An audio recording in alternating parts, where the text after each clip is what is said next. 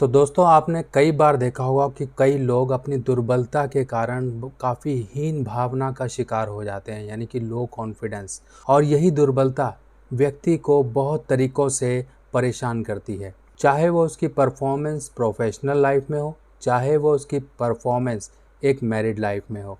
अगर हम बात करें मैरिड लाइफ में, जो कि एक आंतरिक सुखों की तरफ दर्शाता है कि अगर आपके आंतरिक सुख अच्छे नहीं होंगे तो आपकी मैरिड लाइफ प्रॉब्लम में रहेगी, यानी कि ब्लड प्लेजर्स अगर वो नहीं सही होंगे तो आपके अंदर एक हीन भावना रहेगी। कहीं ना कहीं एक्स्ट्रा मैरिटल अफेयर्स के भी इसमें मामले देखे जाते हैं, क्योंकि आप वो शारीरिक सुख नहीं दे पाते हो अपने जीवन साथी को, और वो शारीरिक सुखों के लिए कई बार ऐसा भी देखने में आता है कि जीवन साथी कहीं बाहर वो सुख तलाशता है। आपके अंदर अगर किसी भी प्रकार की कमज़ोरी है, कमज़ोरी देखिए हर तरह से आती है।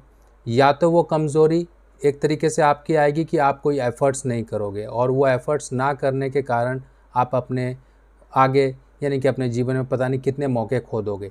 जैसे कि मान लीजिए आपको कोई ऐसा काम करना है जो कि फ़िक्स टाइम पर होना है, आप बिल्कुल स्लो काम कर रहे हो और वो मौका आपके हाथ से चला गया तो आप कोई टेंशन नहीं लोगे, क्योंकि आपके अंदर वो प्रवृत्ति थी कि जाता है तो जाए।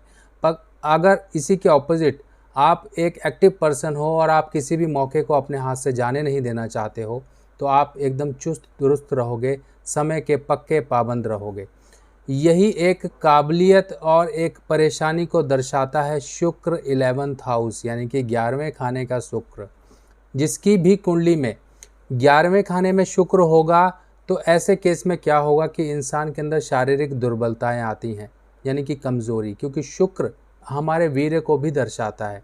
एक पुरुष के अंदर शुक्र वीर्य को दर्शाता है, तो वहीं एक फीमेल के अंदर शुक्र उसकी एक इंटरनल एनर्जी को दर्शाता है। तो शुक्र का काम दोनों जगह है, बस ये है कि शुक्र अगर मेल की बात करें तो वहाँ पर ये एक शुक्राणु का रूप लेता है, अगर हम फीमेल की बात करें तो उसकी ओवरऑल एनर्जी और एक संतान पैदा करने की काबिलियत या उसके हार्मोनल इशू को दर्शाता है। अगर आपकी कुंडली में शुक्र 11वें खाने में है, तो अगर आपकी कुंडली में है या आपके किसी छोटे बच्चे की कुंडली में है, तो आपको ध्यान रखना है कि ऐसे लोग फिसल जाते हैं। फिसल मतलब कि उनका ध्यान पॉर्न मूवीज़ की तरफ हो सकता है या फिर गलत धारणाएं दिमाग में बिठाते हो। तो ऐसे लोग शादी से पहले ही बहुत ज़्यादा सेक्सुअल इस तरह से सोच के कारण अपने हाथ से ही अपने वीर्य का नुकसान करते हैं, और ये सब आदतें इंसान को बच्चा पैदा करने की शक्ति से वंचित कर देता है। इंसान को सेक्सुअल कुछ ना कुछ प्रॉब्लम रहती है, और जब सेक्सुअल प्रॉब्लम इंसान के अंदर आएगी तो इंसान वैसे ही लो कॉन्फिडेंट रहेगा, हीन भावना रहेगी, अपने आप में ही फ्रस्ट्रेटेड रहेगा। और ये कुछ बातें एक ऐसी होती हैं कि जो इंसान किसी के सामने बोलता नहीं है, अंदर ही अंदर घुटता रहता है, पता नहीं कहाँ कहाँ इलाज कराता रहता है।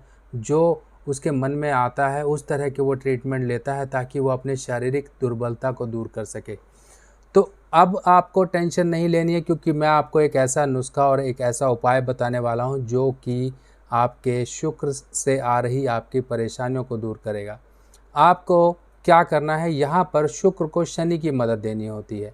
शनि की मदद आप कैसे देंगे? देखिए, ना ही लाल किताब में किसी नॉनवेज को खाने का बताया गया है, ना ही शराब को पीने का बताया गया है।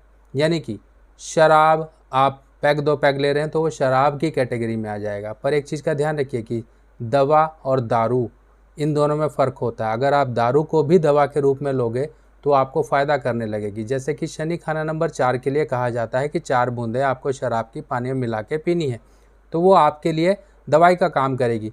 तो इसी तरीके से जब भी शुक्र आपकी कुंडली में 11वें खाने में है, शारीरिक दुर्बलताएं दे रहा है, तो यहाँ पर चंद्र बृहस्पति के साथ साथ शनि की भी मदद ली जाती है। अब शनि की मदद कैसे लेंगे वो आपको तरीका बता देता हूँ। मार्केट में मिलने वाले सी कॉड फिश ऑयल, ये आप अगर लेना शुरू करते हैं, आपने तरह तरह की दवाइयाँ करा ली, सब कुछ करा लिया, कोई फ़ायदा नहीं हो रहा है, तो आप एक बार ये ज़रूर ट्राई करिए, क्योंकि इस उपाय से बहुत लोगों की ज़िंदगी सुधर गई है। और आप भी शायद इसी ताक में बैठे हो या फिर इस मौके में बैठे हो कि ऊपर वाला कि मेरे सामने कोई एक ऐसा रास्ता लेकर आ जाए जिससे कि मैं अपनी शारीरिक दुर्बलता को दूर कर लूँ। तो आज आप समझ लीजिए कि आज ये मौका है कि आपको बिल्कुल सिंपल सा तरीका बताया जा रहा है सी कॉड फिश ऑयल। मार्केट में मिल जाता है इजीली, आपको फार्मासिस्ट की दुकान पे मिल जाएगा। आपको कुछ नहीं करना है, डेली के डेली आपको सुबह शाम एक उसमें से कैप्सूल लेना है, पानी के साथ आप लेना शुरू करिए और इस कैप्सूल को कम से कम 90 डेज़ कॉन्टिन्यूस लीजिए। और देखिए इस कैप्सूल की जिसे हम बात करें, इस दवाई को, ये सी कॉड फिश ऑयल जो है, ये मछली के तेल की अगर हम बात करें तो ये बहुत तरीक़ों से इस्तेमाल होता है। बच्चों को दिया जाता है, बच्चों की इम्यूनिटी ख़राब होती है तो उनको दिया जाता है, बड़ों की इम्यूनिटी ख़राब होती है तब उसको दिया जाता है। हर एक तरीके के, कोई स्किन की प्रॉब्लम है तब ये लोग लेते हैं।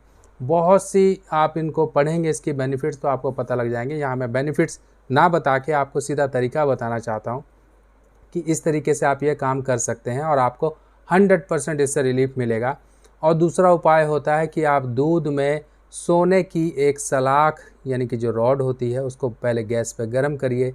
गरम सलाख को आप दूध में बुझा कर, जब वो आवाज़ आए, दूध में गरम आप रॉड डालोगे तो आवाज़ आएगी, उसके बाद वो दूध आपको पीना है और डेली आपको दूध पीना है।